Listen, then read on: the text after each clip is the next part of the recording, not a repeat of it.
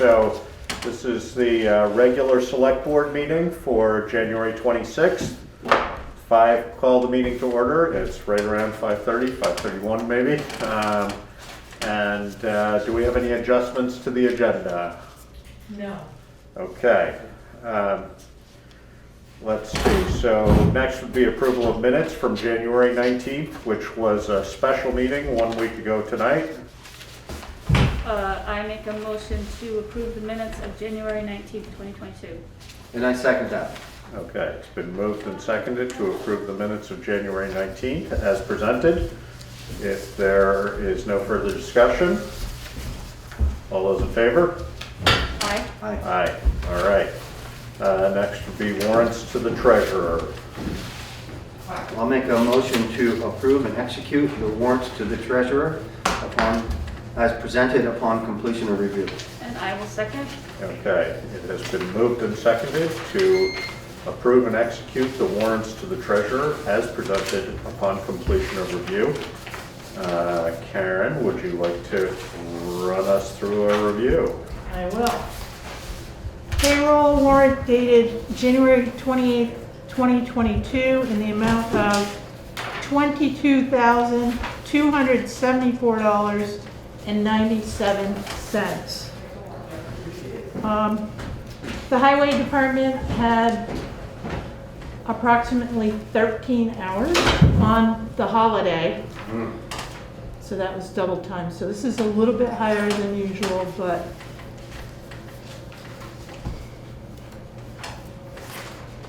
All right, everybody good with that? Yep. All right, so accounts payable. accounts payable dated January 15th through January 28th, 2022 in the amount of $94,574.16.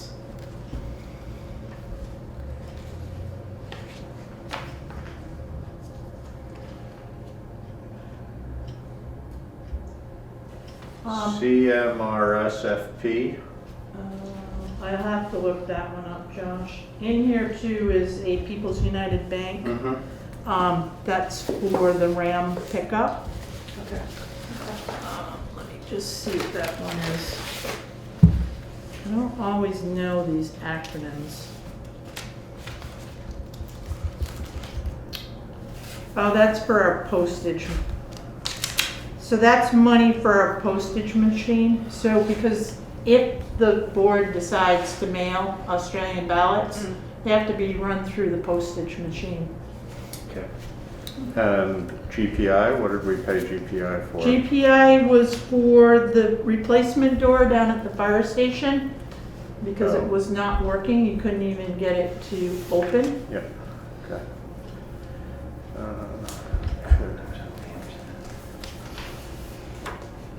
All right, Opal Electric, what was that? That's a good one. Yeah, that is. Let's see. I know the library had an electrician as well. Oh, is that the big one? 7,600, yeah. Yeah. That is the new Greenbacker solar company. So Next Sun sold their shares, so Greenbacker or Opal is the new. So this is essentially our payment to? Yes, these are our credits, and so we get the credits from them, and then we pay them, and plus we pay Green Mountain Power. So, yeah. But the rate is the same as Next Sun, I made sure of that. So there's 3 invoices because of the transition. Okay, so that's why, so that's Yes. three, that's 3. Yes, 3 months. Okay. Anybody have anything else? Nope. No, I'm good. All right, so it was moved and seconded to approve and execute the warrants to the treasurer as presented upon completion of review. We have now reviewed. If there's no questions or comments, all in favor? Aye. Okay. Next would be public comment on items not on the agenda.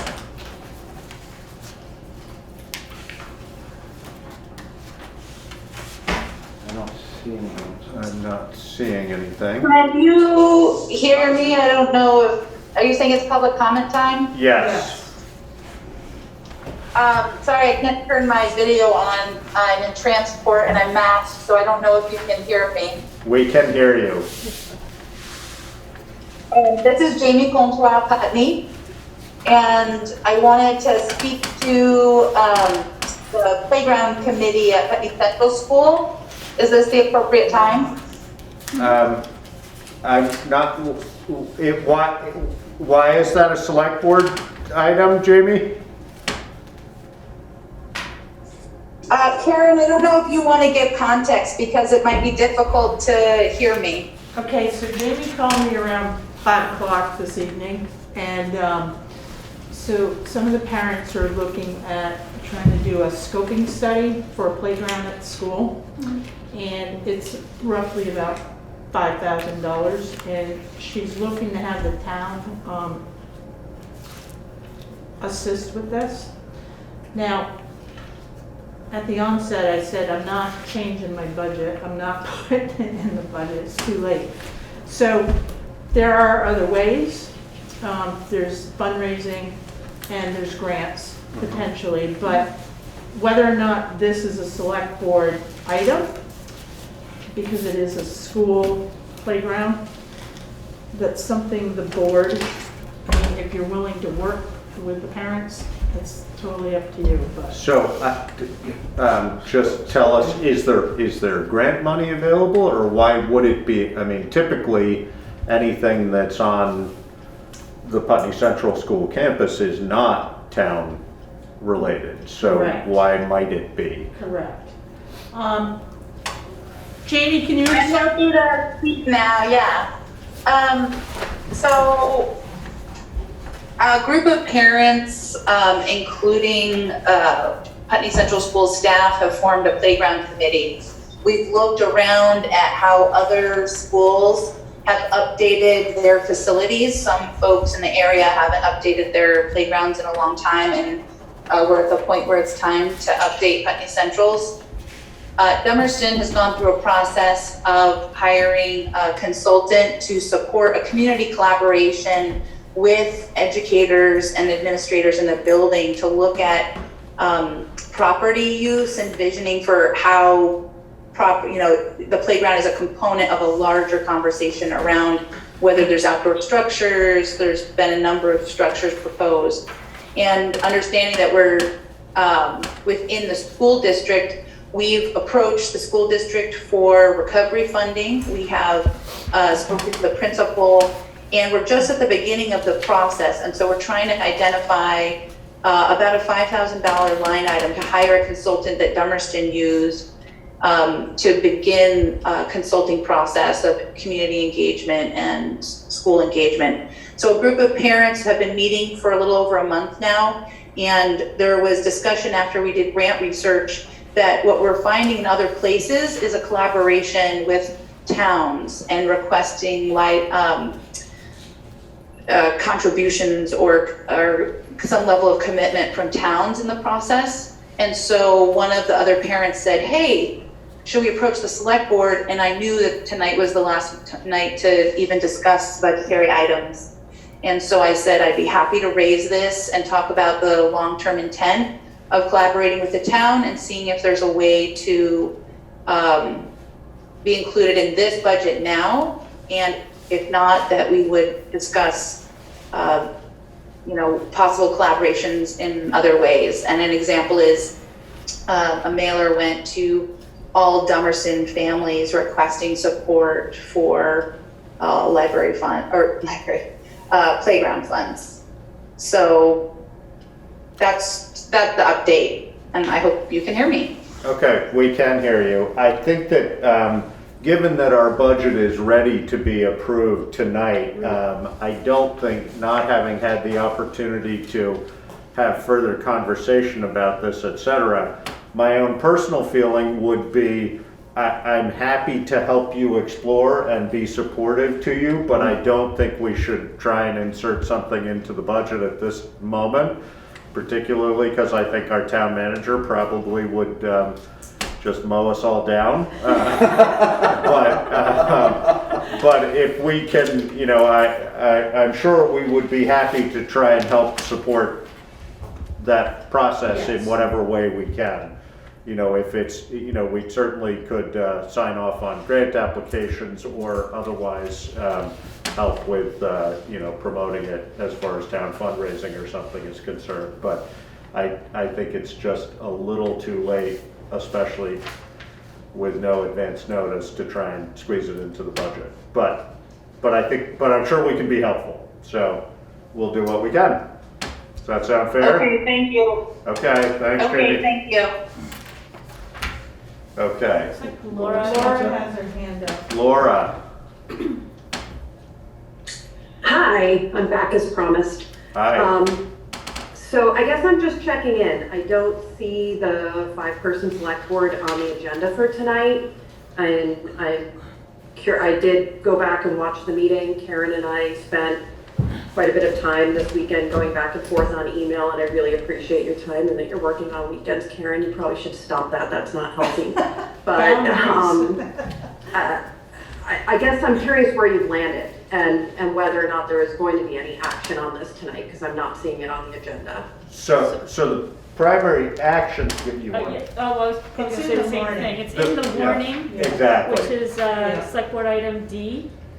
And that, So I mean, there are a couple of articles related to that in the warning. Well, 3 actually. There's the original petitioned article. There's a mechanism for voting on the 2 additional ones if Article 3 passes, and then an additional $3,000 for the stipend that would have to be raised should that happen. Okay. So they're Okay. there. They're online too, Laura? Okay. So you went with the, I can't remember the name of the town, but you went with their model. Yeah. Yes. Perfect. All right, thank you. That's it. okay, thank you. Great, thanks. Bye. Okay, bye. All right, any other public comment on items not on the agenda? All right, so next would be town manager's report. Wait, The only thing I really want to say is the hazard mitigation plan is in draft format, and I am meeting with Alyssa Sabetto tomorrow with Wyndham Regional Commission, and we're going to have to roll out some public informational meetings. So that's going to be happening within like the next month. And that involves the select board has to put those on? Yes. Okay. Yeah. I was hopeful that maybe the Conservation Commission or somebody else could take that. No. No, okay. No. But it shouldn't be too much effort, so. But I'll keep you posted on that. Sounds After good. tomorrow, I'll have more information. okay, and what kind of deadline is there on that? Nothing right now because it went out to other municipalities, abutting municipalities. We've reviewed it, Conservation Commission's reviewed it. So it's all internal review at this Okay. moment. Yeah, It will go out to the public for more review. okay, Yeah, Okay? I didn't see a deadline on public review. No. Okay. I think at the very end, there was like a whole schedule, but it's Okay. not set in stone. Okay. So, right, so we would, Right. well, I mean, essentially, we would end up probably having to work backwards from a deadline if we were needing to approve yes. some aspect in order to make sure there was adequate time for people to Right. weigh in, so. Yeah. Okay, sounds good. Good, all right, so we will move to select board items for discussion and action. Board to decide whether to postpone town meeting to a date to be determined. Having spoken further with Karen, and I think she may have spoken with both of you, but it was certainly my impression at our last meeting that none of us were That's right. particularly looking to Keen do on that, yeah. that. So part of mine and Karen's discussion was, does she feel that she, you know, there, as she highlighted in our last meeting, there's the question of the deadline for getting out town report, so on and so forth, and it's gonna be tight. Very But tight. but it's always tight. Yes. It just happens that this year, town meeting day falls even earlier than March than it does some years, so it's a little bit tighter than usual. But unless anybody has changed their mind, I think we stick with town meeting as it is. And then, I'm certainly, as has been pointed out, there have been town parties in the past, et cetera, and I'm certainly, I think it would be great if, once we get through this current hurdle of having to do things online, et cetera, maybe we try and do something in the spring or summer that is a little more inclusive and tries to draw a crowd for different reasons. But I think we leave that up in the air for now until we know Social aspect. something a little more social. Yeah. I think the town really needs that. I think that would town be- needs that with town meeting, even though it was easy to in the past, that's not necessarily the thing we Right. should be doing. Yeah. Yeah. Yeah, for sure. So, Yep. all right, so I would say we will stick with having a town meeting on March 2nd? So March 1st is the actual And, date of vote. and so our public informational meeting would fall on, It will be, now, I had 2 dates in mind. So I was looking at February 19th or the 26th, and I spoke to Core at BCTV. So February 19th is the Harris Hill ski jump. so they're pretty booked up. Yes, so Okay. all of their folks will be on the hill. So that leaves February 26th, which is a Saturday. If you don't prefer the Saturday, you could have a day meeting if you wanted. I mean, we know how long it takes for our town meetings. Even the public informational meeting was most of the day. Yeah, And I've already lined up the library, because it worked last year. Mhm. It'll be the 4 of us and Emily and BCTV. Okay. And the rest will be hybrid. so the only downside, I think, and we touched on this last time, Right. is just that timeline between that late Saturday date and the first. Yeah, So, right. if there are people who haven't voted on something, and we're gonna talk about Australian ballot next, but I'm assuming if we're planning on doing this and we're not doing an in-person meeting, Right. that we're gonna do it by Australian ballot, so that doesn't leave a huge amount of time. It for all practical purposes, it rules out the possibility of somebody mailing in a ballot after Right. attending that meeting, but we do have the lockbox in front, and I know that John, last year particularly, but in general, John is always very amenable to making town hall as accessible as possible to allow people to vote as late as they can. And, I would certainly commit to, if trying to help people if they need a vote picked up or something. Great. We can probably help you do that. Right. So, Um, yeah, go ahead, John. Mr. Chairman, Yeah, there's a procedure in law, if you can't make it to the polls or mail your ballot in, we have teams of JPs, Justices of the Peace, arranged to provide that service. We've done it for every election since I've been town clerk. There's always 1 or 2 people who are too ill to come vote, and that process is set up. sounds good. And Josh, you're right, I want everybody to vote. Right. You can vote in absentee, use the drop box, you can drop your ballot off at town hall in person, or you can come to the fire station on town meeting day, March 1st.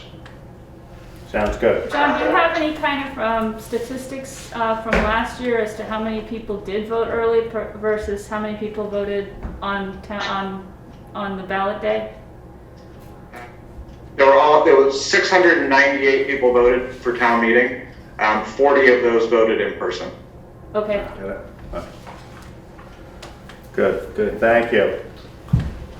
So, Um, I mean, February 26th makes sense. I think it definitely makes sense. I mean, given BCTV isn't available, that's Oh, yeah, not yeah, realistic. yeah. But I also, I think it's not a bad thing to have it that close to town meeting day, because it's in people's minds, also sort of everything that might have happened before that date has probably happened. So we're probably pretty close, and Yeah, that's what it is. So, and again, whatever we can do to make it possible for you to vote, if that's a challenge for you, we're willing to help, so. We have to be within a certain number of days with the meeting. was Yeah, isn't it? 10. 10, right? So it could, So The that- 19th is the 10th. I was gonna Yeah, say, yeah, I that was only gonna say. just barely squeaks in there. But the town reports too, so we're hoping we're Right. gonna have everything compiled by tomorrow afternoon. Get it off to the printer, we can upload it, and then they'll send us a proof. We go through the proof to make sure it's Right. complete and accurate. And so we're hoping by the 14th we'll have town reports in-house. If we can get them in by the 11th, there's a chance we can get them out that weekend. So that would give them almost 2 weeks with the Yeah. town report. Good. Good. All right. And for those who are interested, presumably, as long as the rest of this meeting goes as I am hoping it will, these articles will have been, we will have approved them. Yep. And they will be a public record. Right. So at a minimum, the articles will be Right. available to you Right. sooner rather than later. So, I also want to thank Janice Baldwin and Mary Quinn for proofreading what Right. is already completed, because it's very helpful to get an outside set of eyes on Yeah. this report. yeah, Because we look at it for like, 16 times over. Yeah. for a whole month, and we're like, Yeah, it's like one little change, and it's like, did we catch that, and it's, so we appreciate them looking over it and going through the grammar and everything else. So thank you, Janice and Mary. yeah, thank you. Thank you. Can I say something though? Sure. If you find any mistakes, you probably will. We did our best. We're not gonna hold Sounds you, good. Jenny. Yeah, no, that's fair. Yeah, Okay? yeah. Okay. But Janice, you're we're muted. glad to help out the town. I think Janice And is back. Kevin. Yeah. Janice is muted. Yeah. I would like to add that we were really cognizant of how much work it is to incorporate all of the changes. So this is not a perfect document, necessarily, but we did what we thought would be tolerable and an acceptable standard for everybody. I Good. hope that, yeah. Sounds You can go reasonable. on, there's always something to find. Right. But thank you very much for your appreciation and recognition. That's actually what town meeting day is for, is to find all of the errors. Corrections, Yeah. exactly. Yeah, right. Okay, so let's see. So town meeting date, we're good, and our informational meeting, we're good. So Australian ballot system of voting for the 2022 annual meeting adoption. If 7 is not adopted, So I actually have a motion here in front of me that I can Good. do. If you're gonna decide to vote by Australian ballot, we need a motion from the board. sounds good. Great. Okay, so I move pursuant to Act 77 of 2022 to apply the Australian ballot system to the 2022 annual municipal meeting. And I second that. So it has been moved and seconded to pursuant to Act 77 of 2022 to move the date of the 2022. Nope, that's- I'm sorry. Oh, sorry. I move pursuant to Act 77 of 2022 to apply the Australian ballot system to the 2022 annual municipal meeting. Is there any discussion, questions, or comments about that?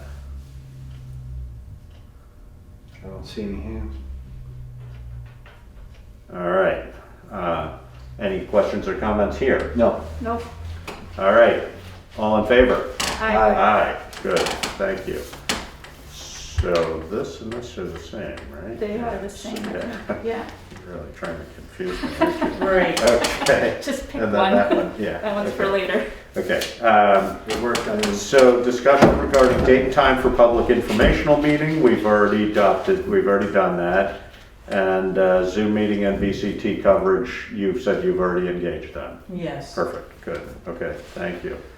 So the town clerk shall mail absentee ballot to voters, select board adoption. So is that what your next one you I don't have? have that one, but I assume Okay, that, so I would, Hang on, hold on.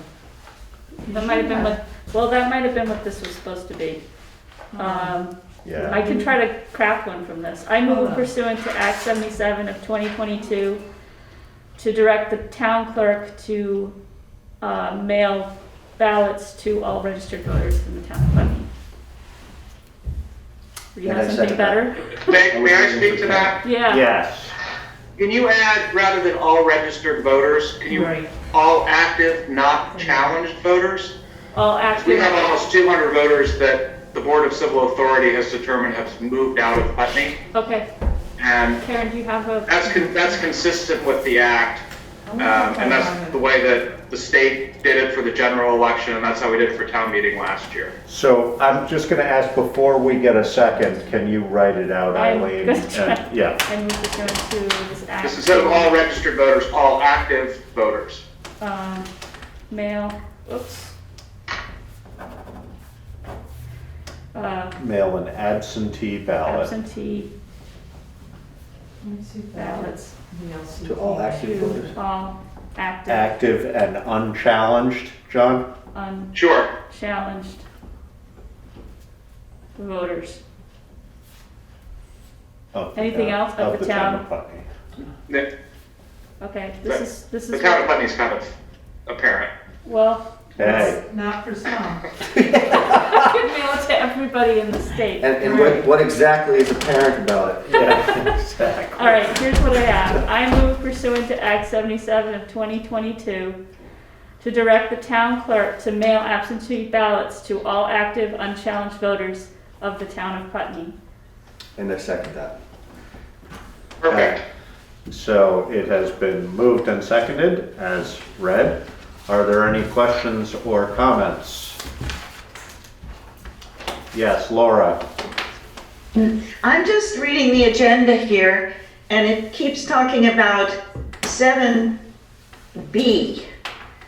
And you keep talking about Act 77 of 2022. Are they the same thing? So Act 77 is the legislation that Right. was just passed that allows us to both have a public informational session and to have Australian ballot in place of town meeting. So that's what that was about. The agenda, we had the option to move the town meeting as well, which was 7A. We decided not to do that. So everything else is under 7B.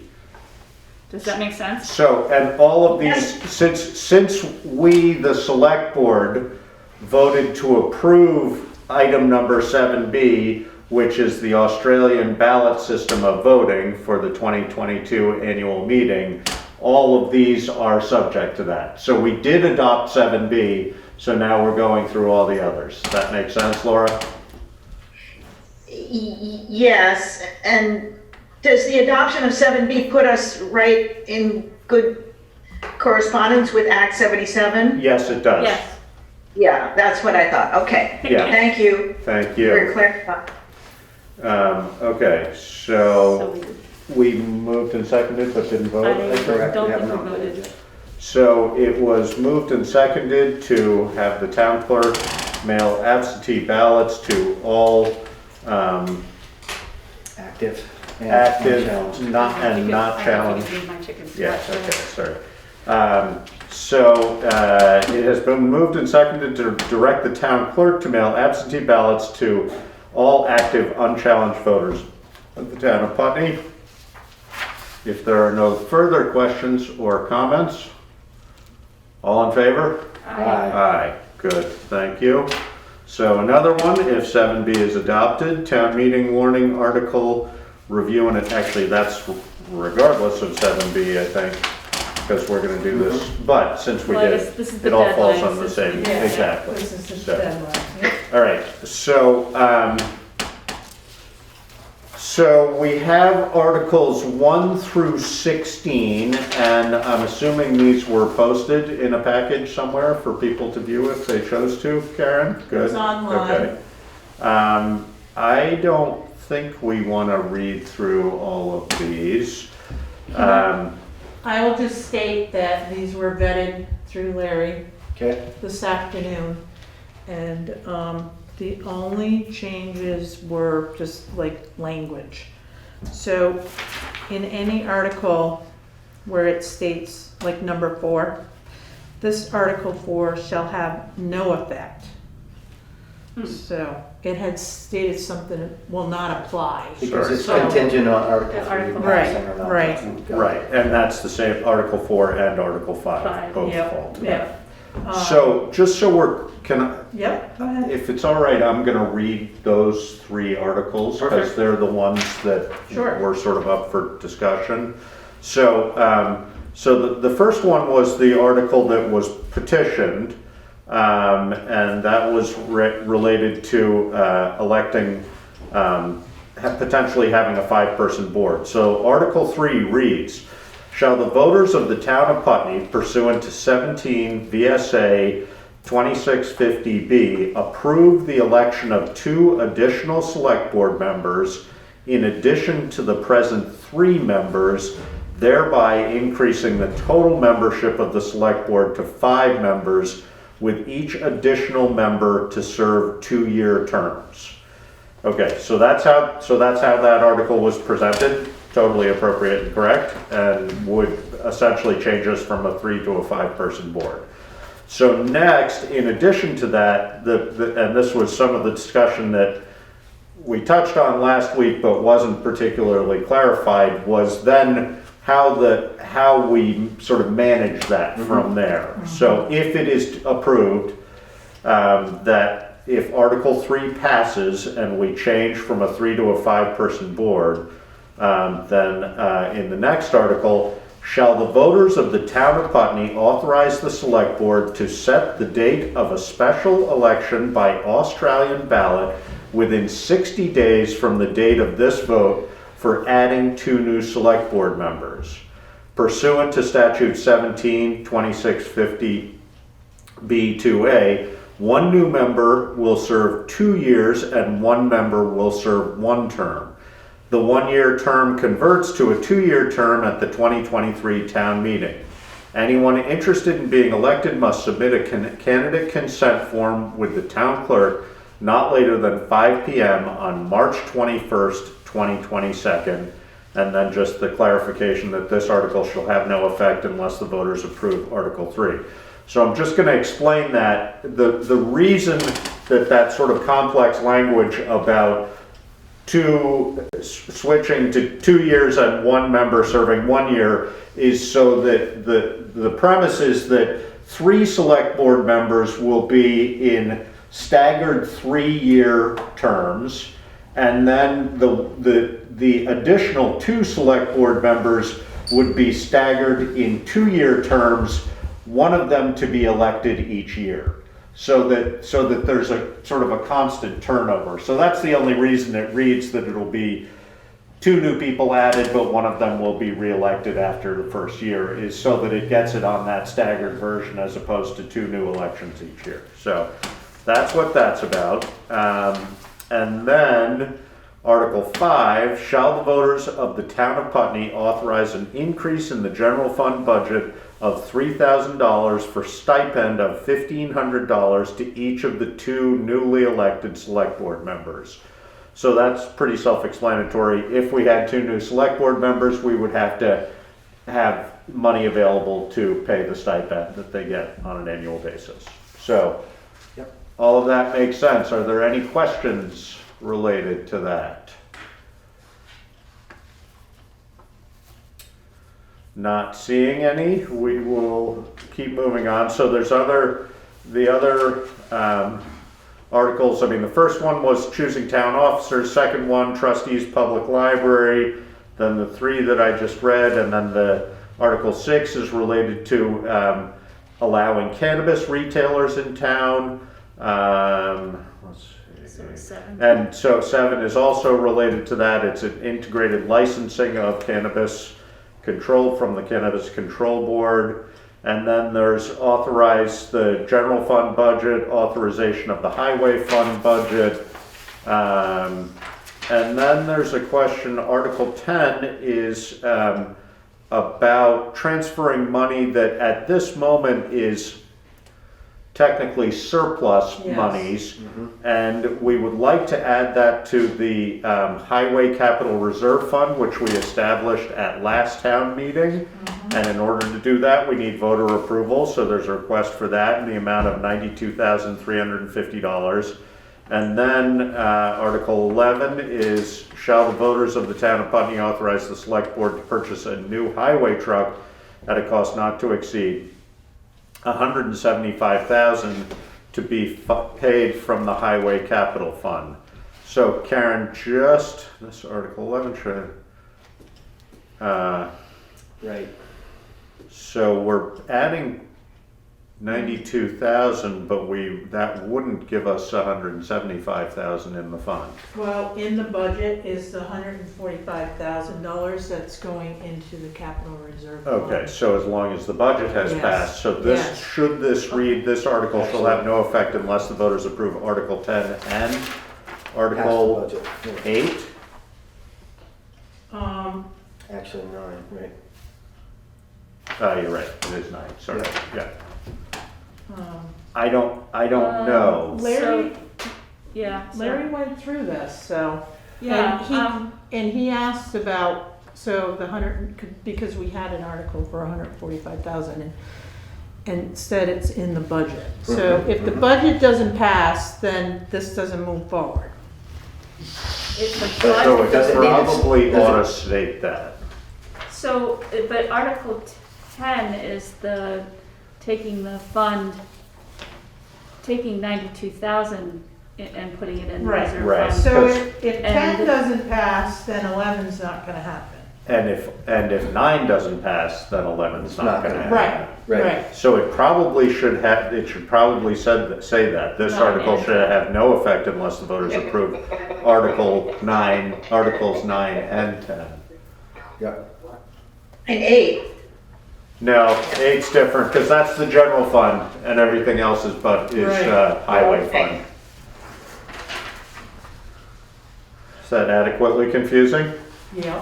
So what is Article 9 about? Article 9 is passage of the budget for the highway department. Okay. So, And just so the board knows, if any of those 3 don't pass, the select board has 30 days to recall it and you can make the decision on your own. Okay. Because that highway fund is restricted. That's surplus. and we can spend from Yes, that right, you without can. voter approval. Right. So, And this is off the side, but have we gotten the loader yet? I know we're not talking about that tonight. I'm just I curious. haven't seen it and I haven't heard yet, So- so I haven't paid for it yet. That's what I was gonna say. So the funds for that are still there? Yes. Right, Yeah. okay. But So- that's not gonna impact, that got 92,350 won't impact. That was for me. Right. Right. Yep. okay, so then Article 12 is shall the voters of Town of Putney appropriate a sum not to exceed $75,000 to be paid from the Capital Reserve Fund for the Putney Fire Department to purchase new radio equipment. And this article also has a caveat that we would need to receive, this would be, the $75,000 would be a 20% match to a $300,000 grant that we are applying for. Correct. So if we didn't receive that grant, we wouldn't expend that $75,000. Correct. Okay, and then the next 2 articles are, which other as well, they're related to, yeah, I mean, they're sort of different, but Article 13 is related to to exemption of the East Putney Community Club, Pierce's Hall. And we do that every 5 years. We renew that exemption or not, depending on the voters. And then Article 14 is continued exemption of alternative energy sources, i.e., in this case, primarily solar, or I think exclusively solar installations. You're rescinding an Yeah, it's article. actually it's a vote to rescind. Vote to an article. rescind, right, so it's, yes, so, okay, so I said that, right. Right. For So, discussion. You, about 50 you, kilowatts. voting yes on this would discontinue the vote we took in 2014, which exempted property tax assessment to alternative energy sources allowed under 32 VSA 3845.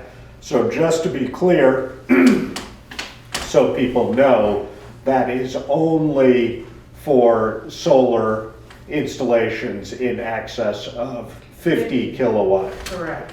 Correct. Excuse me. 50 kilowatts of generation.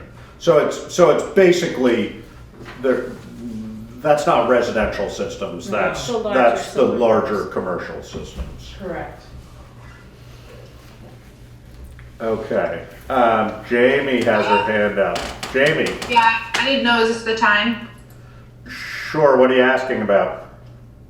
The solar one. Yep. Go ahead.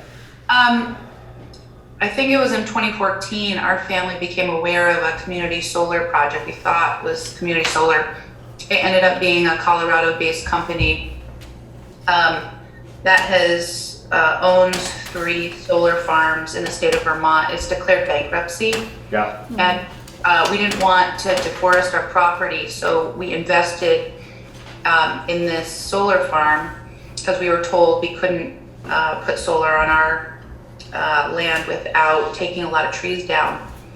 So we invested in only a couple of panels because that was what was possible. And I think you've all been made aware that a couple of months ago, the Colorado-based company declared bankruptcy, and there's been a local group that's formed trying to figure out how we can own, how this can become community-owned solar. Yeah. Because there's confusion about ownership. I think we exceed, it's the one behind Santa's land. I Yeah. think we exceed 50. You do. And so I wondered if you had figured out what the tax liability was for that specific property. Is that all laid out? Yes, it is. It is. I'd suggest talking to the, we have it there. I'd suggest talking to the listers about that particular property. But the lowdown, Jamie, is that, yes, that inquiry was made so that you all could be informed appropriately if this article is to pass. If it is to pass, it will add, I want to say it was $1,119.65 would be the annual tax on it. And how that would, my understanding is there are 49 participants in it, so that would be divided presumably based on volume of ownership of each of those participants. It would be divided between 49 people. So if that was, Right. Yeah. if that was an accurate, so 1,119.65. It's gonna be about 20 bucks a person, 11, 19. divided by 49. $22.84. There So- isn't equal ownership of, I think the concern I had was because we are all scrambling since I think it's the last 2 months to figure out even a legal structure by which to take this on. And because the solar project, this requires constant investment in order to have a renewable source. I think one of the challenges was that many of us want to continue to invest in solar. We don't have the capacity to invest at the level that we want to, but that we are noticing a huge challenge at keeping solar viable. And I don't want to speak out of turn, and I'm not speaking for the group because I can't stay engaged in the leadership of that group that's formed. So this is me as an individual. I'm just concerned that because we're in legal limbo, that if this passes, that is just going to continue making things challenging to make them viable. So I didn't know if you had heard at all anything back from folks, particularly as we're trying to very quickly get our sea legs under us to try to figure out how to take a very large corporate system and turn it into a community-based system and make it viable as we're trying to invest in renewables and decrease our carbon footprint in Putney. So yeah, basically the request was just to inform the group that you're referring to that's working to try and make this possible, inform them of what the implications would be if this would pass. So, if that, and that amount is $1,119 per year. So, if the individual owners all own equal amounts, that's roughly $22 a piece per individual per year, which doesn't seem like a terrible burden. But as far as the legal aspects of it are concerned, that would be a question as to how that information is being presented. But we have provided that information. So that's where we're at. And then we'll see. People may, this may not pass. People may say, we want to continue to exempt it, and that's what it is. The total, just so people know what we're talking about, the total amount of exemption, as it currently stands, we would receive roughly $10,300 in tax revenue from the existing solar installations that are over 50 kilowatt systems. So, it's some tax money, but it's not a huge amount. If we can, in some of those instances, they're more, for all practical purposes, sort of acting as utilities. And therefore it's a little bit of, the thinking is it's a relatively small tax on those that would help offset our grant list a little bit. I think that was the intent of this was not to, not to make it a burden on homeowners, but to, possibly get some revenue from the larger companies that are coming in and trying to make money off of solar. And again, it's just it is an article on the town warrant to be voted up or down. Looks like Robin has his hand. Robin or Mary. No, Robin in this case. Is that $1,119 a firm figure, or is that an estimate at this point?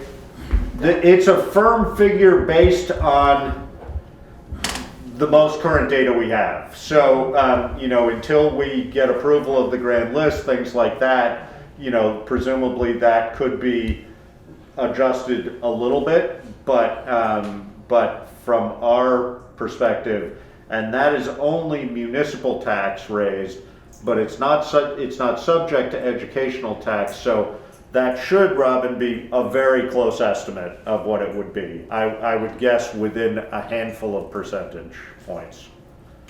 Okay, thank you. And is that available online somewhere? That document? Yeah, I can probably get it. Karen I think says it she might have can. been in one of the other packets. Last week's packet, maybe? Maybe last week's packet? It definitely was, yep. This document was. Yeah. That one Yeah. was, yep. Whatever. Okay, thank you. It's labeled solar panel installations greater than 50 kilowatts. In last week's packet. In last Thank week's you. packet. Last week, the 19th, the special meeting. Yeah.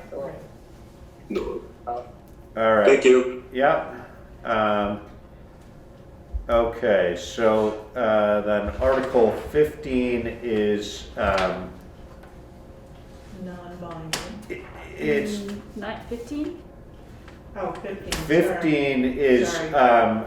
essentially accepting responsibility. Shall the voters of the town of Putney authorize the select board to maintain the Veterans Memorial and Gardens at Town Hall and accept the transfer of the Putney Historical Society money market funds to create a memorial fund for said purpose. So as it has stood, the Historical Society was tasked with maintenance of the Veterans Memorial right here in front of town. And they would prefer not to be tasked with that. It also sort of logically falls into our purview just because it's on town hall grounds and we, for all practical purposes, maintain it already. But there is a certain amount of funds in the amount of, I believe, about $16,000. Yes. That would be transferred to the town in a designated fund for the purpose of maintaining and or updating that memorial. So that fund too would be considered a permanent fund, like the White Whitney and the cemetery fund. And basically they can spend the interest, but not the principals. So. And I think that would be a good opportunity, as we've spoken in some other arenas, to, promote that as an opportunity for people to, it would be great if people donated to that fund. Absolutely. Right. And then we could build that fund so that it was Yes. available. Yeah. So. We should promote that in any way we can. Participation, contribution from anybody who can and would. So, and then Article 16, which is the last one, is a non-binding article, and the reason it's non-binding is because it would be, if it were to pass, it would be essentially the town encouraging the sheriff's office, but we can't mandate that from them. So it reads, shall it be resolved that the voters of the town of Putney urge the sheriff to adopt the separately attached updates to the Vermont's fair and impartial policing policy, which would limit the Windham County Sheriff from collaborating with federal immigration authorities and welcome and protect the rights of all people living in and passing through Putney. The updates are available at the town hall and will be mailed to voters that request them. So again, this would be something that we would vote, and that would express the opinion of the voters of the town of Putney that they would like the sheriff's office to follow under this, but we cannot request it of them, right? I mean, we can request it, we can't insist or mandate it. So that's all the articles. So do I hear a motion to approve the Town of Putney 2022 warning for annual meeting by Australian ballot? So moved. And I will second that. So it has been moved and seconded to approve the Town of Putney 2022 warning for annual meeting by Australian ballot. That opens it for discussion, comments, questions. See anybody, Josh? I don't either. In that case, all those in favor? Aye. Aye. Good. Thank you. All right. Next would be Highway Department budget review and approval. So, I'm comfortable with this budget. The highway budget increased by $173,358. And in your packet, I put together some notes, but basically the increase is the $145, or $145,000, excuse me, that will go into the capital reserve fund for purchase of equipment, repair of roads and bridges, and anything else associated with the highway department.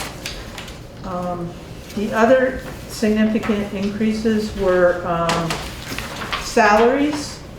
So we do have a full 6-person crew. Pat had just started like late July last year, so, So That must- for our fiscal year. starts Yes, yeah. becomes So full year. he's now full-time. And that is a position that has been empty for Yes. a long time. I mean, Yep. I would say 8 years probably at least. Right. Yeah. And we've been going back and forth, but the need is clear that having somebody there is important, so. Yes. So overall, the budget is up 17.3%. Medical insurance is up about $7,000. Brian and I discussed fuel for vehicles. I had lowered it this year. Bad mistake. Yeah. So we put it back up. The other thing too I want to note is that there's a decrease in borrowing for note proceeds of $51,575 because we had paid off Yep. some long-term debt. So And that's, that would reflect that effort to transfer to purchase vehicles from the capital fund. right, I mean, this is, we're sort of in a transition period where we're paying off some vehicles that we had still been paying for. And we hope that going forward, as we build capital reserve and as we purchase vehicles outright, which we did last year with the loader and we're hoping Yes. to do this year with a truck, right, that we will then not be basically paying debt service to a lender. right. And that's particularly important given, as I'm sure we're all hearing about in this moment, the very likely imminent increase in inflation, in interest rates. So Right. the timing is good. And what I've done also, so I took the 51,575 and I tried to offset the 145,000 that's in the budget by the 92,350 coming out of the surplus. Gotcha. So it's a little, I think in another year or two, we're not gonna see that and we're not gonna feel that increase because it'll just level out. Absolutely. I can And get- right now, with the way the warnings read, Brian will have 11% of surplus funds, so $132,793 will remain in the highway budget as restricted surplus. Got it, in case of an emergency. In case of an emergency, and that's about, I think it was like 27 days. Restricted surplus, unrestricted surplus. Oh, no, Right. it's not unrestricted. But we can, at our discretion, we Your can release discretion it. as Okay. select board, Yeah. because we have to maintain roads and highways and bridges. You, So it's not restricted in what it can be used for, but it has to be used for highway department It- Correct. needs. It's restricted. And it has to be It's authorized. Just because Yes. it's in the highway. In the highway department. department. That is Right, correct. Yeah. right. yeah. So, So it's nice to see that $51,000 already. right, It's already, and it's Yes. only gonna look, as Josh was saying, as interest rates go up, I think it's really smart we started this 2 years ago. Yeah. yeah. Really smart, yeah. Brian had a surplus from the end of June of 2021 of, it was a little over $81,000, and 25,000 of that surplus we gave back to the taxpayers. This year, Yes, so so that's that an brought it down to offset. $56,000, but, you know, that 25,000, he would have been looking at 81. This is the difference between running a lean budget and, you know, spending what you need and not what you want. So- And of course, this also still reflects an increase of 17.3% overall, Right. but that includes the purchase of a new vehicle. Correct. So, you know, we just need to be clear with people that if these budgets are approved, it's gonna reflect a significant tax increase. Yeah. Unfortunately, that is the moment we're in, between inflation and this is a little bit of a bump in this budget because of that effort to purchase outright vehicles.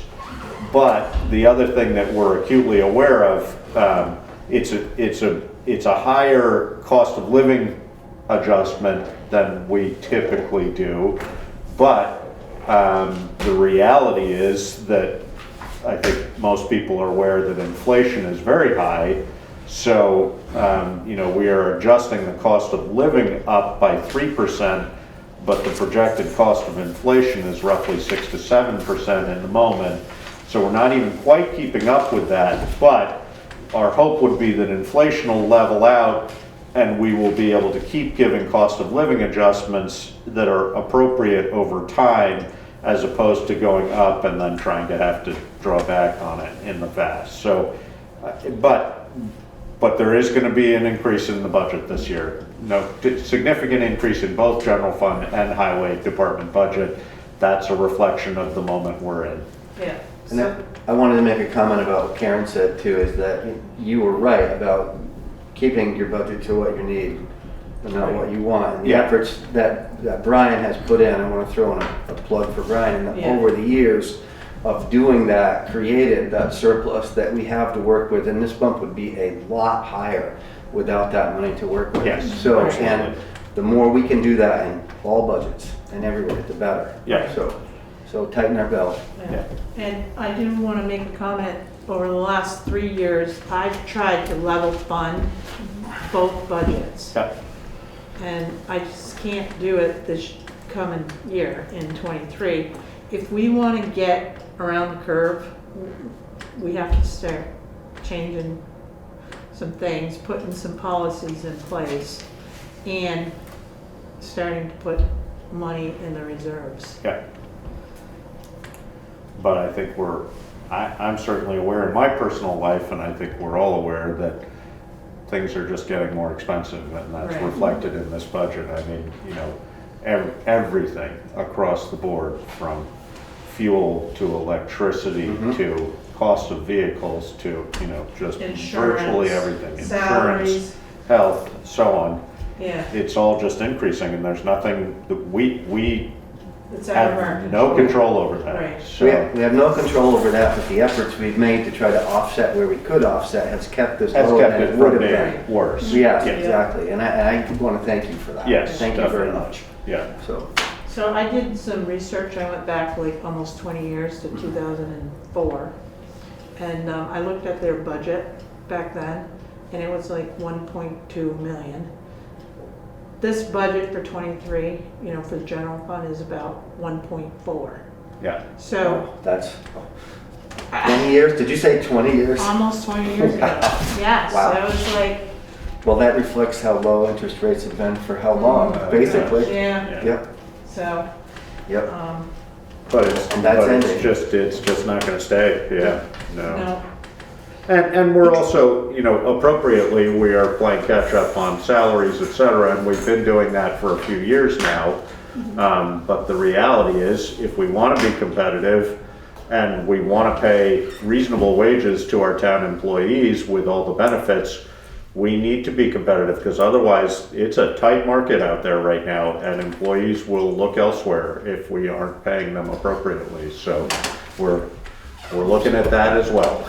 I had the conversation too,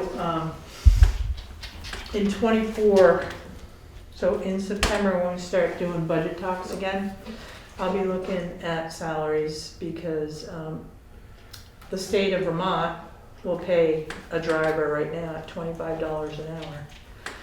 Municipalities are losing their highway department Yes. staff, their crews are leaving for better money. I know the state has benefits too.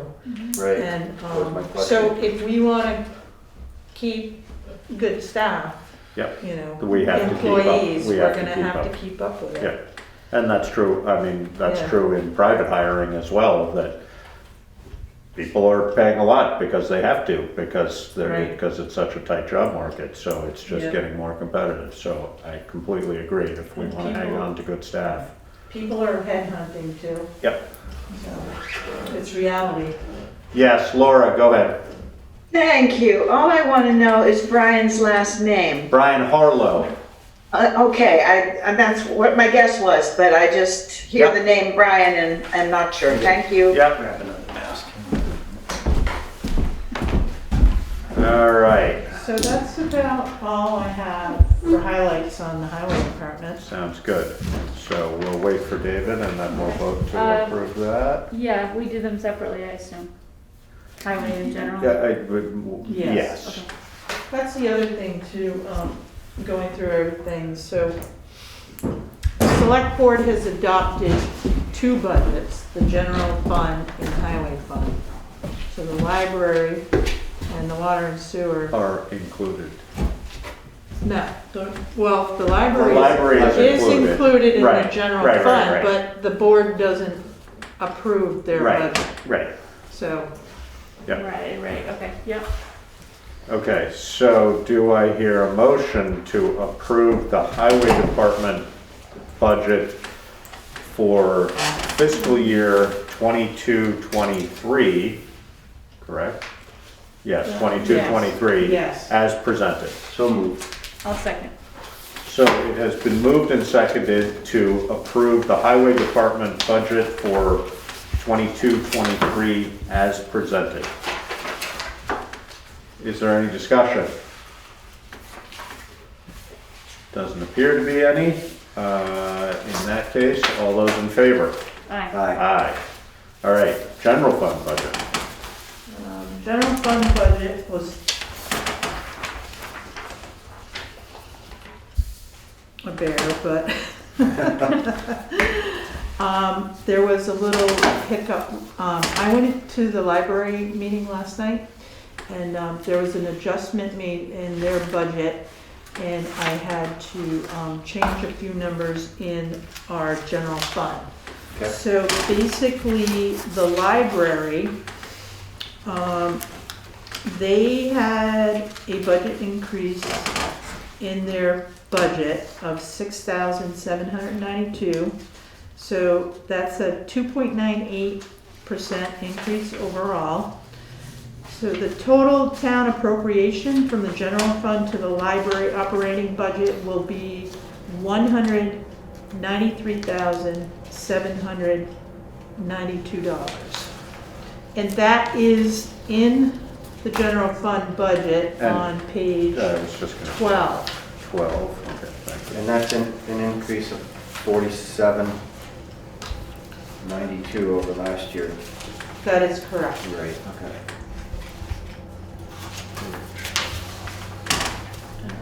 Page 12, you said, Karen? Page 12, yep. Okay.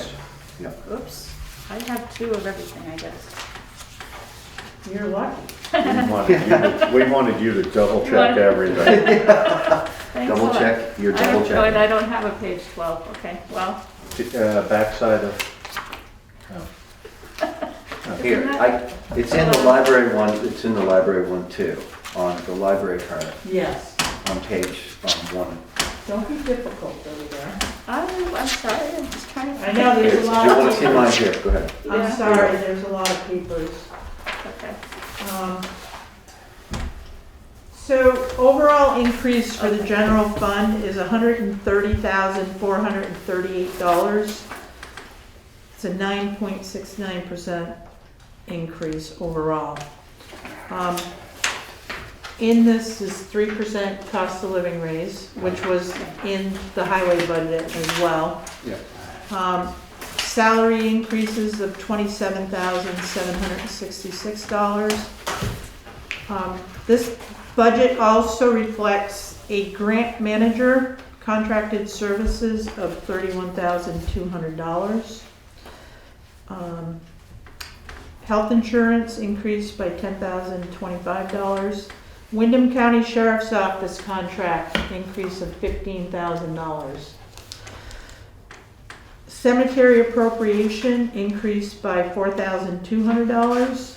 That stayed at $8,500 for a long time.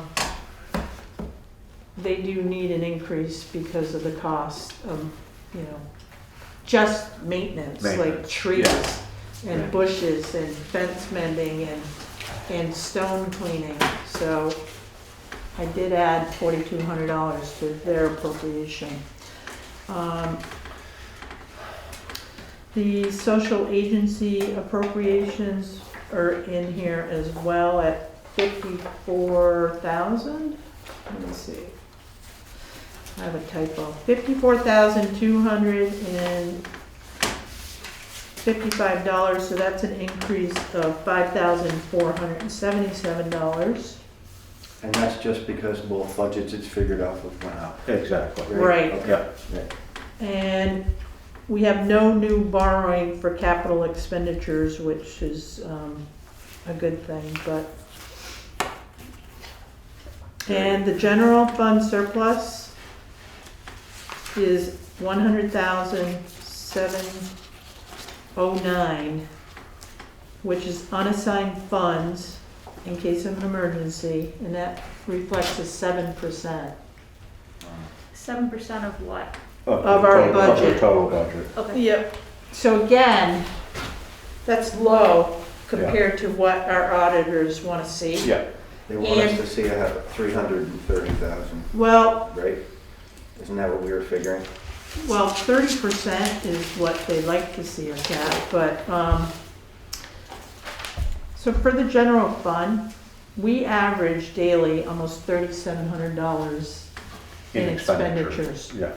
So a 30-day safety net is like 110. 110. Yes, Okay. Right, so Yep. 3 months would be 330. Yep. So, we have to work on that.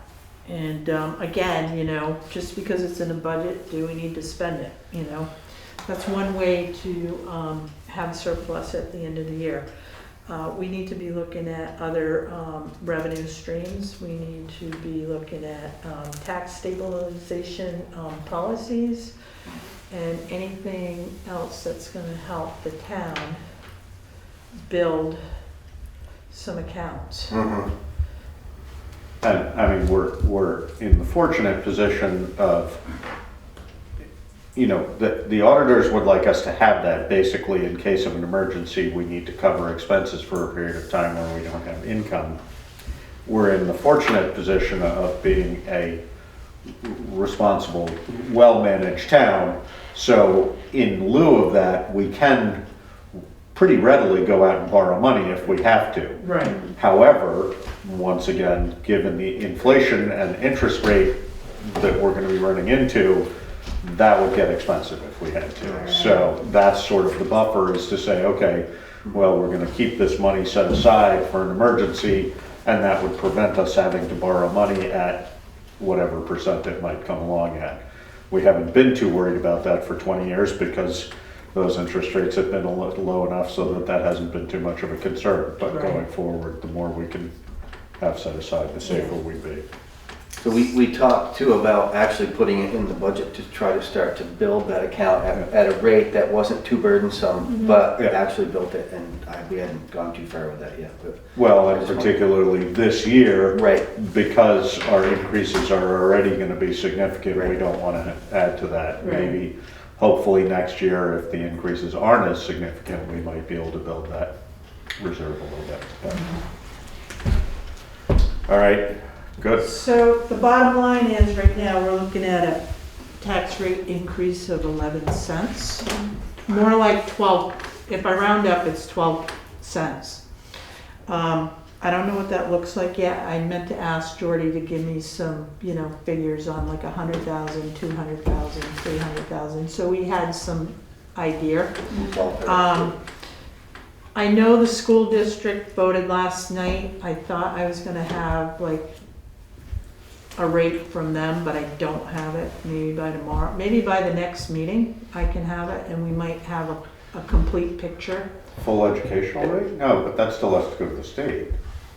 Right, I mean, but, they vote to pass it, but then the state, yeah, but I get the number from Frank Rucker, and Frank is pretty pretty good. accurate, yeah, He's, it was off a little bit last year, but Yeah. it gives us a general an idea idea. Yeah. what we're looking at. Do you know what the budget that was voted on last I night do was? not. I'm guessing it wasn't smaller than the year before. Nope. So, That'd be a pretty safe guess. Yeah. All right, so I would entertain a motion to approve the general fund budget for fiscal year 22-23 as presented. So moved. And seconded? It's been moved and seconded to approve the general fund budget for 22-23 as presented. That would open it up for discussion. Janice? Yeah, I just want to make a comment. I don't know if you realize the extent to which the trustees support the library through our fundraising every year and enable us to support programming and other activities that the town does not have to cover, I mean, to quite a great extent. And also an enormous number of grants that Emily writes to enable the library to do all the things that they have been able to do in the last few years. Good. Thank you for That money pointing that money is never requested from the town. It's, Yeah. you know, the trustees raise that money to support, to enhance the library services. Thank you. Thank you for pointing that out. And certainly thank you to Emily and all the town employees for all the work they do to discover, follow up on, apply for, and manage grant monies, because that makes a huge difference for us. I mean, everything from Brian at the highway department to Tom in the fire department to Karen looking at sort of general function to Emily in the library, you know, I mean, there's just a lot of grant money that comes in. Yeah. And that, you know, one could argue it doesn't really save us money because we often end up having matching funds, but what it does is it allows us to really improve our services and our function at a very, very minimal cost. Yeah. So, you know, that's a tough question as to how you identify that, but in the long run, those are all a huge benefit to the town and how we function. And although we may pay out some money in the short run, in the long run, that is of much greater value than what it costs us in the short run to support those. So thank you. And thank you for pointing that out, James. And Karen, thank you, because Karen largely is the one who manages all the aspects of that here in town. You're welcome. So, not a small project. No. So it has been moved and seconded to approve the general fund budget for 22-23 as presented. If there's no further discussion, all those in favor? Aye. Aye. All right, next would be other business for discussion and action, and the first is the Development Review Board request for a 5-member board. I don't see anyone from the Development Review Board. Charlie's here. Charlie, do you want to speak to this, or do you want? I was hoping Pip was gonna be here. You're on mute, Charlie. Yeah, I know. Is that better? Yes. Yeah. I've had a discussion as well as email communication with Pip and the other members of the review board. And the concern is that it's sometimes difficult to get enough people to constitute a quorum and then a subsequent vote on particular applications. And I'm relatively new to the board and I don't have the history on this. But it seems to me that if we are being hampered in acting on applications that the Development Review Board is charged with reviewing, then we ought to give serious consideration to adding 2 more people to essentially effectively let us continue to do business the way it's supposed to be done. So that's my knowledge of this. Pip is the one, I think, who was initially expressed concern here. But we haven't had an opportunity to really sit down and meet as a board to discuss this particular issue. It's been done by emails back and forth.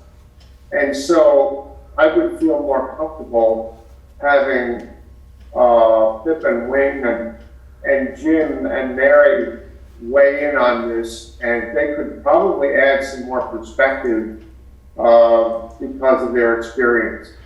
So that's my knowledge of it, and I guess I don't feel in a position right now to make any sort of motion to this.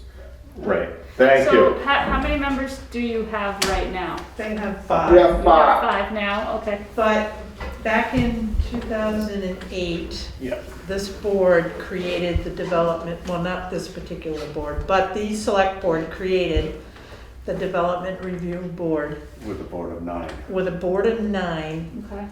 Okay. There was discussion one year to Reduce reduce it it to to 7. 7. But we here in town hall have not found minutes to reflect that that ever happened. Right. And it has always been 7 since I've been here. So Mark Bowen and Carl Noe both resigned after like 20 years doing it. And we've never been able to fill those seats. So technically, Okay, Well, so if are- they've been unanimous if they've been unanimous votes on this, then they've been 5-person, which would constitute a quorum. Right. And would constitute a legal vote in that respect. Right. But the discussion that we had a number of years ago was reducing it to 7 for exactly this purpose. right. I think Charlie highlights a really important point. You know, it would be great if we could get 2 more people on this Yes. board, then this wouldn't be a problem. But we've been trying. Right. And as we have talked about a number of times, it's really hard to fill seats in boards that are not full in town, Right. commissions, boards, etc. So my understanding of this request to go to a 5-person board, because as it stands right now, with 5 people on a board that's technically a 9-person board, it takes everybody to be a quorum and therefore hold a vote. Right. But if even 1 person is missing, then you only have 4 people there. You, don't have a quorum, plus you can easily have a tie with an uneven number, so. and the nature of this particular board is that there are times when members may have conflicts of interest. Yes. And so if you only have, if they don't have any leeway, that constitutes a problem. So it would be nice to have it be, I would say that we don't 7. have it be, well, I'd like to see a 5-member board and then have alternates, which I believe is allowed. And that way you can draw on your alternates, but you don't need to have it be on the board All the time. all the time. Yeah. So you still need 2 people. You would still need 2 people, Yeah. but not technically for 7. Right. And person board. but on a 5, if it were to be reduced to a 5-person board, then 3 They would would be only a be quorum. right, yeah. And then they could make votes with only 3 people present. The downside of that is that you only have, in that case, 3 people weighing in on issues that are really important to the town. Yeah. Right. And it would be awfully nice to have more voices in that room. So, my sense is that without a little bit more information on the actual wishes of this board, that we probably shouldn't try and vote on this No. right now, Karen? Does that sound right? Yes, To I everybody? agree with you. Is there any email time, I'm just wondering if there's any time sensitivity on that, do they have anything? There is. There is? Yes. Yeah. Yeah, because when somebody has to recuse themselves, they're not gonna have. They're not gonna have a quorum. Right. Right. So, and that's Of course, that potentially becomes going to happen, more of a soon. problem with fewer numbers. yeah. You know, if you've got a board of 7 people, Yeah, it's it's like just- fewer numbers, you're right. Yeah. Hey, Karen, Yes, this is sure. Pip. Can you hear me? Oh, hi, Pip, yeah. Yeah. I'm very sorry. I thought this was going to be in 2 weeks. No, If you can wait 2 weeks, Pip, we would happily wait 2 weeks. But if you need it to be sooner, we can continue having this discussion now. Well, let me give you the rationale, and if it makes sense, you can act. If not, I'll think of better arguments and visit in 2 weeks. The real basis is that we have been unable to get 7 members, and when we are fewer than 7, well, this concurrence of the majority issue is becoming a problem. Right. So we don't have any alternates. So if we are less than 7, for instance, we're 5, and someone recuses, which is what's happened at a recent hearing and is likely to happen again, with the Wyndham Windsor Housing Trust. It's likely that we'll be approaching that with 4. We have to then get all those 4 people to agree. And if we were a 5-member board, it doesn't really change anything about the number of people considering the issue before the DRB, but it does allow a majority, 3 votes, to take an action. And I feel like that's fairer if we're going to be stuck in this place of having recruitment issues. So, we need 2 more permanent members to be 7, plus an alternate would be great. Right. I just am not able to make that happen. I've talked to a few people and am not getting any interest. If we were 5, then I would be beating the bushes for an alternate. So that's the reason. It really is the problems associated with the decision-making requirement of having a concurrence of the majority. I feel like I don't have a problem moving it down to a 5-person board and having alternates, finding alternates in the interim. It's a very important board. Right. And it needs to be an above board. Needs to be able to conduct legal business. Yeah. So it's very important that board has the resources it needs to function correctly. So It needs to function at all. Right. And it sounds like it can't because there aren't people to get, so Right. it almost feels like that decision, even though it's not made for us, it seems like it's the most logical decision. Yeah. So I have a question, and maybe Pip, this question is for you. If I recall in the state statutes for Development Review Board, you can have 5 to 9 members, correct? So a maximum of 9 and a minimum of 5. Was that addressed to me, Karen? Yes. Yes, that's my memory of the reading that I just did a couple of days ago. Yes. Okay.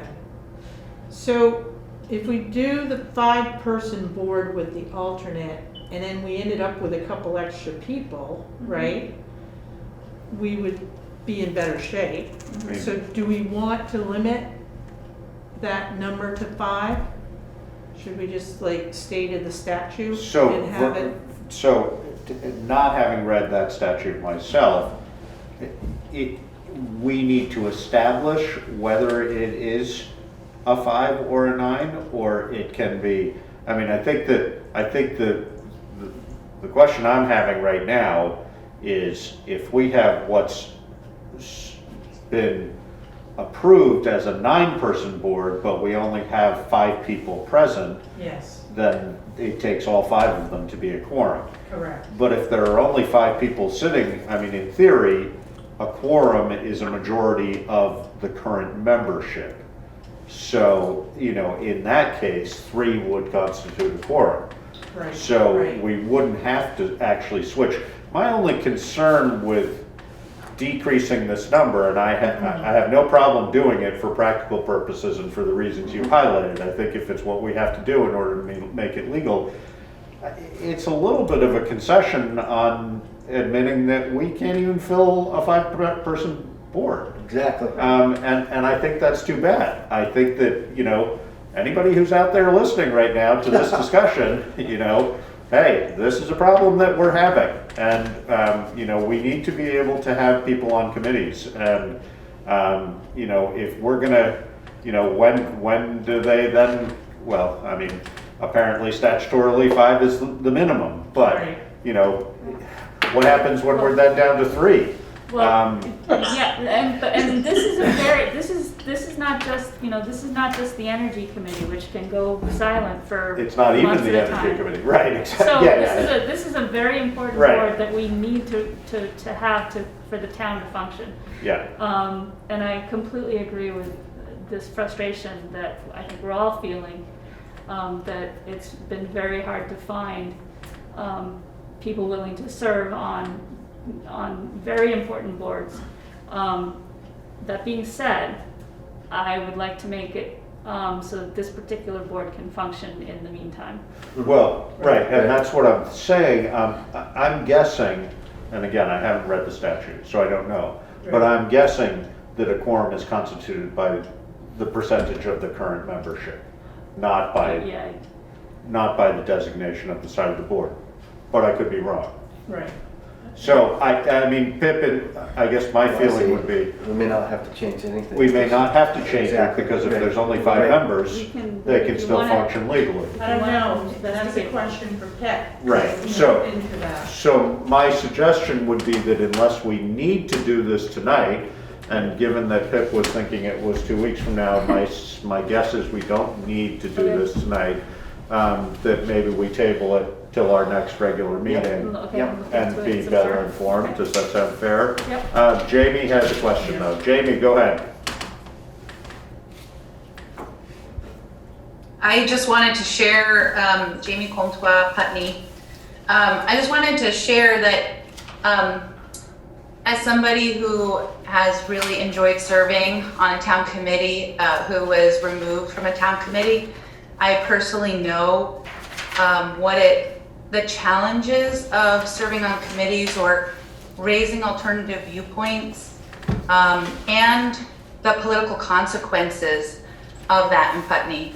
And so I just want to say that I think we need to continue as a community to recognize, as we say, it's hard to fill positions, that there are many of us who are willing to serve and really passionate about Putney, but that we have to continue as a community to create space for those who are willing to serve, and make sure that they can voice alternative opinions, and there aren't retaliatory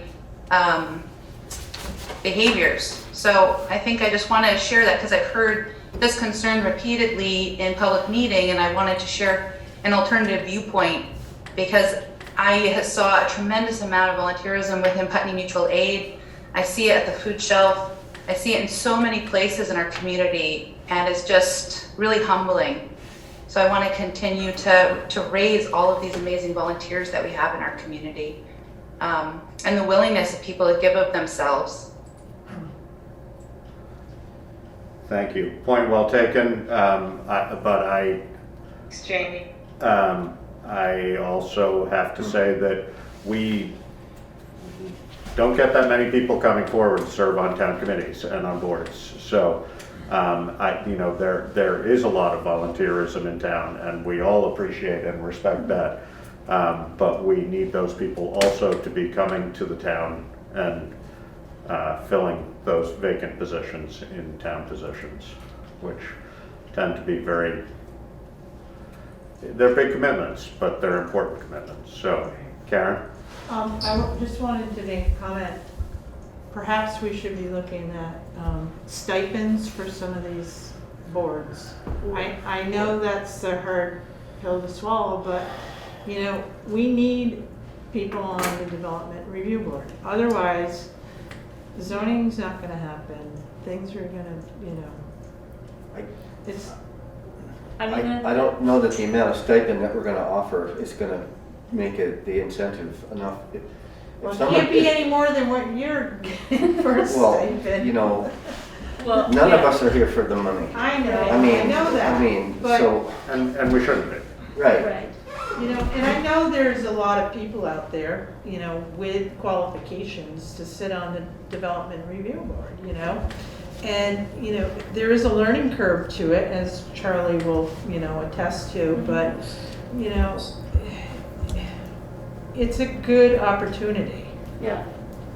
I saw an article in the Reformer, I think it was yesterday, because the Brattleboro Select Board increased their stipend quite a lot. I think it's something like $5,000 or $6,000 or something like that. And the hope was that they would get more interest in the Select Board for people to run. And unfortunately, all of the races are running uncontested again this year. So that particular incentive didn't work there. Okay. And you know, as far, I mean, the lister's position is a very specialized position, but that, you know, that gets paid a pretty good wage. You know, and that we've had a hard time finding people for that. The DRB is a specialized position. You do have to know something about zoning. So again, it's a special, you know, it's special knowledge. But like you said, there are people out there. And it would be great to see, you know, I'm glad that we see the same people every week. I'm glad that these people right here are engaged, but I know that a lot of these people are on boards. Yes. And so what I would like to see is other people, different names. Right. Here and here. Yeah. And I know personally for the last almost 3 years, I have committed myself to engaging every person that came into my business and asking them to volunteer in some way. And I don't know that anything has come from it. Yeah. 3 years of talking to virtually every person. Yep. And so. Vanessa? Hi, just a tiny thing, but a friendly reminder that you've got, I think, at least 2 folks who volunteered recently to be on committees, and there doesn't seem to have been any action, approval or rejection, or so. What's that? I'm not sure what you're referring to. Tell us. I put in a request to be on the Affordable Housing Committee. Right? Volunteer to do that. Yep. And I think that at least one other person did as well. I'm not aware of anybody else who did. I know that your request is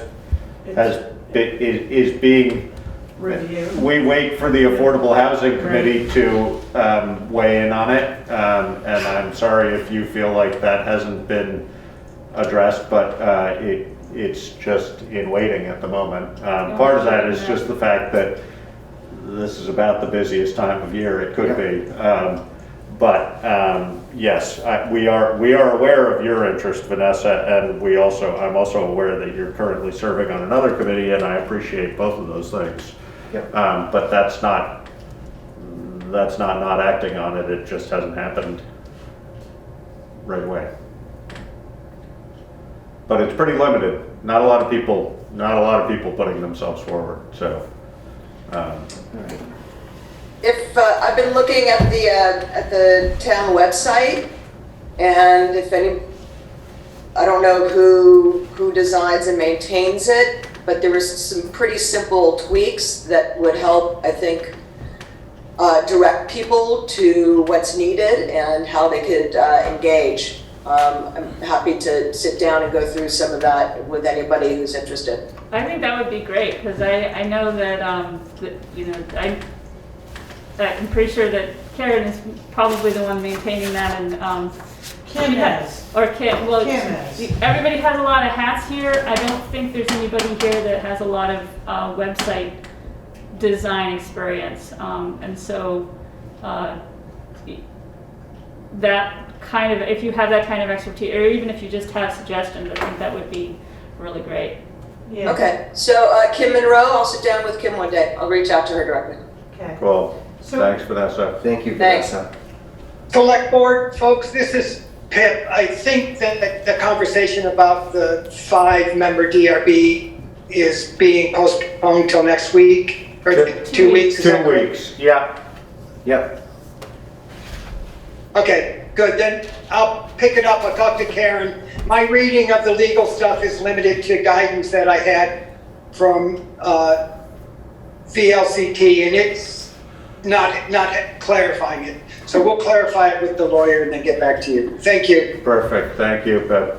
VLCT is very gray sometimes. Yeah. They can be great, and then they can be like Yes, vague. yeah. Yep. Okay, so, Fund Resilient Communities Fund application review and approval. This was Ann Carey. I don't see Ann on here unless maybe you're the phone call. Hi, Ann. This is Ann by phone. Yeah. And Jane too. You won't see me, but I'm on the phone. We see a phone. We hear you. You do hear me? Oh, good. Yep. This is something that came Karen brought it to your attention back in September. That we had discovered a funding opportunity for a problem that we were having in the wetland area. And speaking of volunteers, the Conservation Commission has a bunch of really active members, and including 5 members of the Wetland Committee, and Jane Collier, who you probably can see on your big screen, has been helping coordinate this proposal. It's a proposal to the Vermont Flood Resilient Communities Fund. And the reason we were interested in it was because we have been noticing down in the Socketsbrook runs through that big wetland, as you know. And in that area, especially south of Sand Hill Road, bank erosion has been happening for some years, and it's gotten worse and worse. And there are now sections of banks, wetlands, on either side of the brook. When we have a flood, rather than move onto those floodplains, the water is staying in the brook because the brook has become so much wider and deeper. And that water is coming down toward the village rather than spreading out into its floodplain. So that was what we had been noticing. And then Karen alerted us to this funding opportunity. There is a round that needs an application submitted by next Monday. And Jane and I have been working on that. She's really been pulling it together. And the idea is we qualify under the Natural Resource Project, Restoring Natural Floodplain Access to Improve Floodplain Function, which sounds sort of technical, but that's where we fit. And the idea is to get an expert to evaluate about a mile of Sockets Brook that's relevant to this issue, which runs about from the northern boundary of the Putney Central School on down to the village dam. And get an expert to look at what's going wrong, why is this process happening, and what we can do to fix it. And I would like to have Jane speak to other aspects of the application, because she's really been pretty much in charge. Sounds good. Jane, go ahead. Thanks, Dan. So first off, I want to just say in the agenda, item B says Fund Resilient Community Fund, and it should be Flood Resilient Community Fund. Oh. That's the name of the Thank you. grant. You're welcome. And as Ann said, we put together what we think is quite a strong grant application. And it's a grant under the heading of a scoping project, which is one of the things the grant is funding. And the scoping project would be to hire a environmental consulting entity to evaluate the wetland and the riparian area and the river flow. And we, one of the things we had to plug into the grant was a estimated budget. So we reached out to a number, I think I contacted 4 environmental consulting companies, and 2 of them got back to me, and Ann and I had conversations with them about what our idea of the project might be, what we saw as some of the issues, and what they could offer if they were to offer us an evaluation of the wetland and floodplain. How much would that cost? And both of them came in the ballpark of about $30,000. So that's what we're asking for in this grant.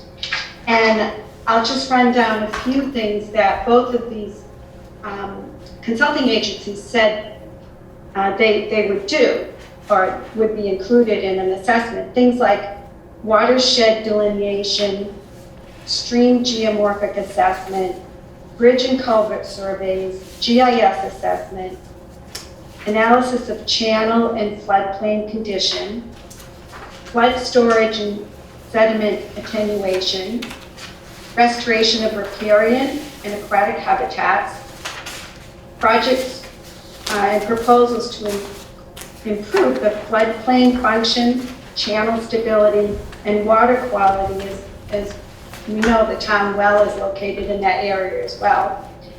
And hydraulic model estimates of where floodwaters will move. And they both came in pretty much in concert with that.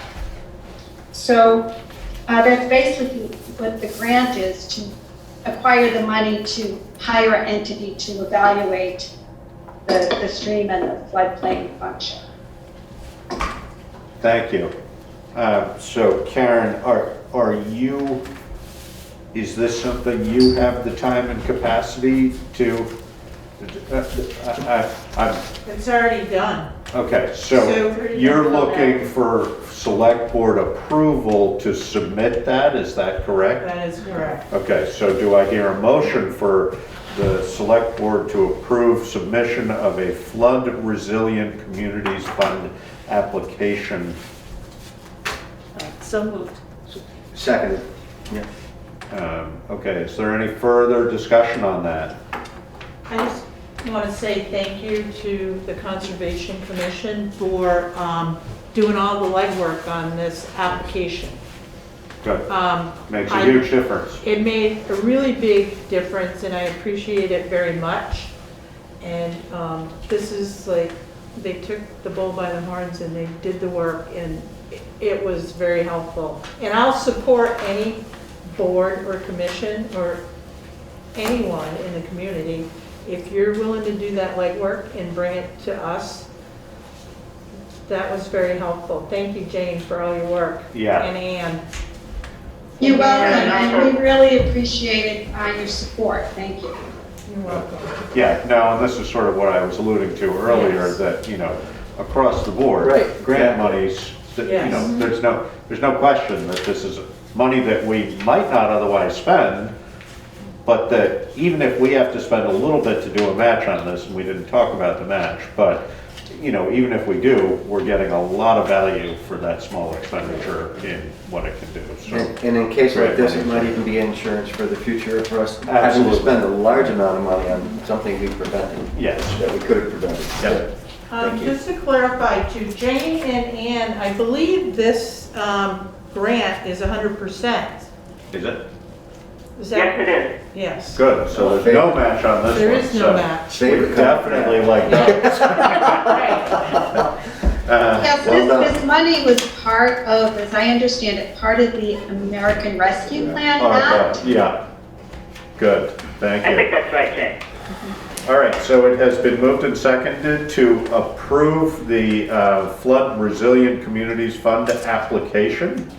If there's no further discussion, all those in favor? Aye. Aye, good. Thank you very much, and thanks for attending tonight. Thank you. Jane, I'll be in Yeah, touch thanks. tomorrow. All right, so that pretty much wraps up everything. Does anybody else have any other business? I'm not seeing anybody coming up. Do we need an executive session? A very short one. Okay, Eileen has. Have it, I just found it. so, I make a motion to go into executive session under Title I VSA 313A1. And I'll second that. and are we gonna have any decision as a result? No. And we would be inviting the town manager Yes. to join us? Okay.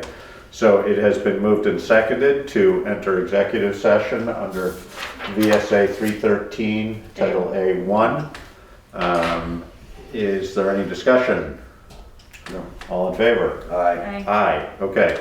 So we will do that in just a moment, but in the meantime, our next regular meeting date will be 2 weeks from tonight, February 9th at 5:30 PM. And I don't anticipate any special meetings between now and then, so that will be our next meeting, regular or otherwise. And we won't be taking any action, so we don't, Vanessa, I see you, hang on one sec. BCTV, we will inform you of when our meetings are over and you don't need to stay around. Vanessa?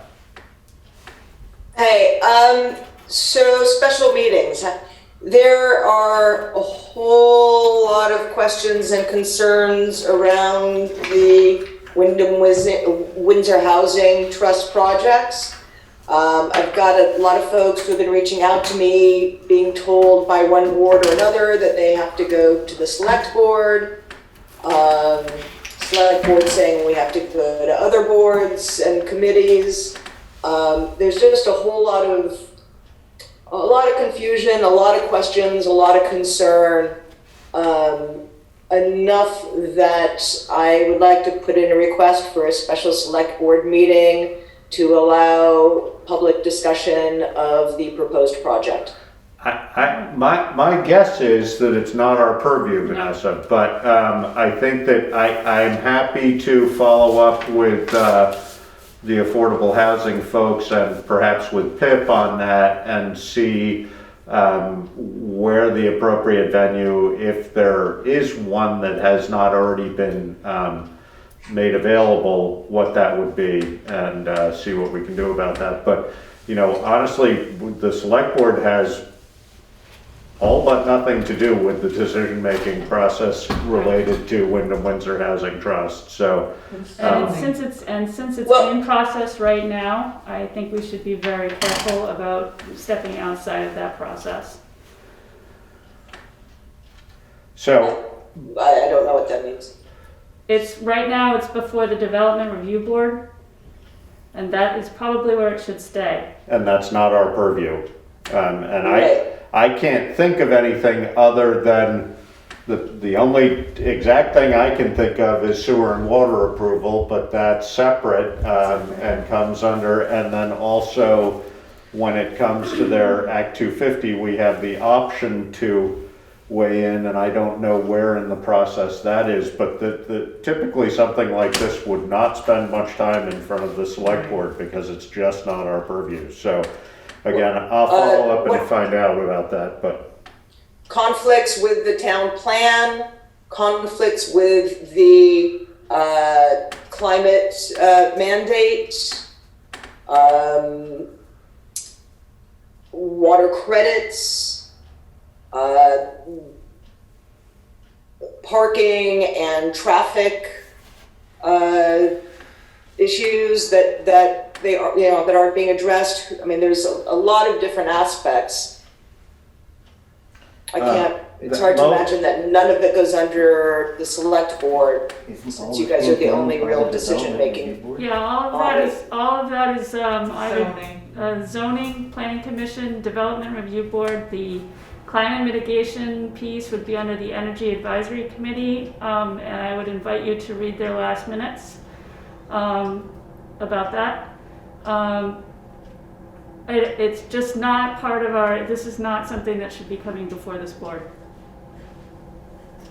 Again, I'm happy to do a little follow-up on that, Vanessa, and find out whether there's a reason it should be before this board. In full disclosure, I am a partial owner of that piece of property, as I've said many times, and so I certainly don't want to create any sort of a conflict of interest as far as that's concerned, but as far as just select board function is concerned, I'm willing to follow up on it. And I think as Eileen has alluded to, and I think we all agree here at the select board table that this is really DRB purview and not select board purview, but we can find out a little bit more and see, and if there's need for us to weigh in on that more, then we can. Okay.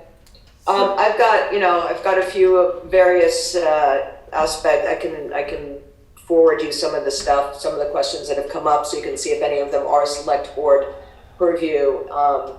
And again, a lot of the frustration is that the other boards and committees have been pushing everybody to the select board.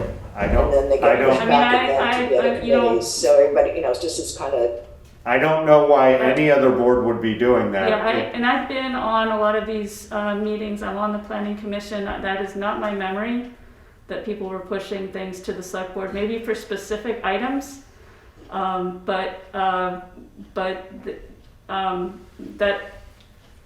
That's not my memory of those discussions at all. Can I make a comment? Yeah, go ahead. Karen wants to comment. So Vanessa, Yeah. if you'd like, can you keep me in the loop as the zoning administrator? If you have comments and questions, send them to me, because I go to the development review board meetings and they listen to people with concerns.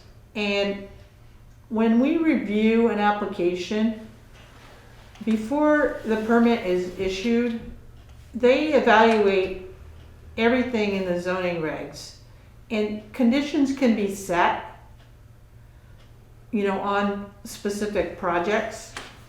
And I've been in plenty of meetings already, and I know most of the concerns, and they're all legitimate. And but I don't want you to feel like that you have no place to go. And a couple people have come to me too and requested to be on the agenda, the select board agenda for this project. And like Eileen stated, it's best it goes through me to the development review board, and then we can evaluate and have discussions. I mean, pretty much that's where they've been staying, but that's all I have to offer. All right. I'll forward you this partial list of some of the questions and issues, and then you can try to figure out where the appropriate venue is. Okay. Thank you. Thank you. All right, so it has been moved and seconded to enter executive session. No further discussion. All those in favor? Aye. Aye. All right, thank you.